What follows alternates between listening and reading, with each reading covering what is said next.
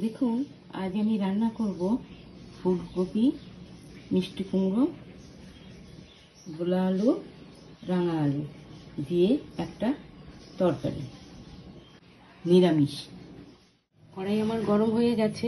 এবার দেখুন, এটা আমি রান্না করব ঘি দিয়ে। এতে ঘি দিলাম,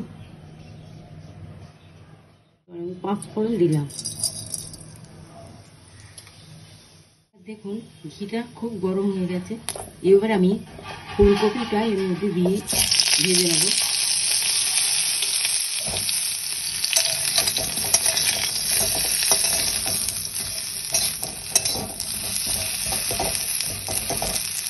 এবার আমি মিষ্টি কুমড়োটা এর মধ্যে দিয়ে দিচ্ছি।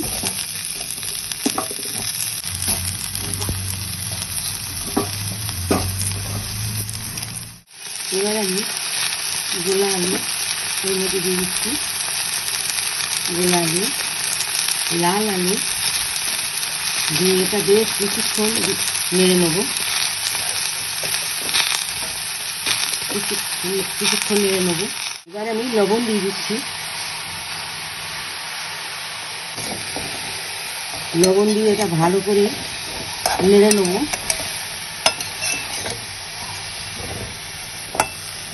এটা কিন্তু বেশি কষাবো না, অল্প একটু মিশিয়ে জল দিয়ে দেবো। এর মধ্যে জল দিয়ে দিচ্ছি। দেখুন, এটা আমি 10 মিনিট ঢাকনা দিয়ে দিচ্ছি। এবার আমার 10 মিনিট হয়ে গেছে। এবার ঢাকনাটা নামিয়ে নিচ্ছি। এবার আমি 1 চামচ আদা বাটা দেবো, কাঁচা লঙ্কা কুচি দিয়ে এটা আমি ভালো করে নাড়িয়ে নেব।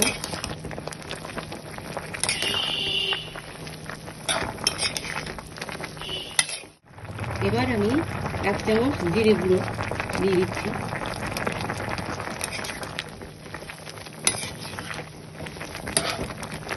দিয়ে এটা আমি আবার কিছুক্ষণ ঢাকনা দিয়ে দিচ্ছি।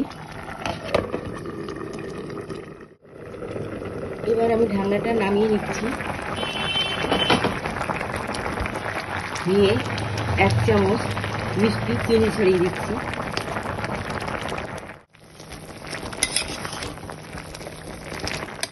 এবার আবার নিরামিষ সবজি হয়ে গেছে। 1 চামচ ঘি ছড়িয়ে দিয়ে একটু ফুটিয়ে এটা আমি নামিয়ে নেব। এর মধ্যে আমি কিন্তু হলুদ দেইনি, নিরামিষ রান্না, এবং যারা একাদশী করে তারা এটা খেতে পারে, ওই জন্য হলুদ দিইনি। ঘি দিয়ে আমার নিরামিষ রান্না হয়ে গেছে। আপনাদের যদি ভালো লাগে সাবস্ক্রাইব করবেন।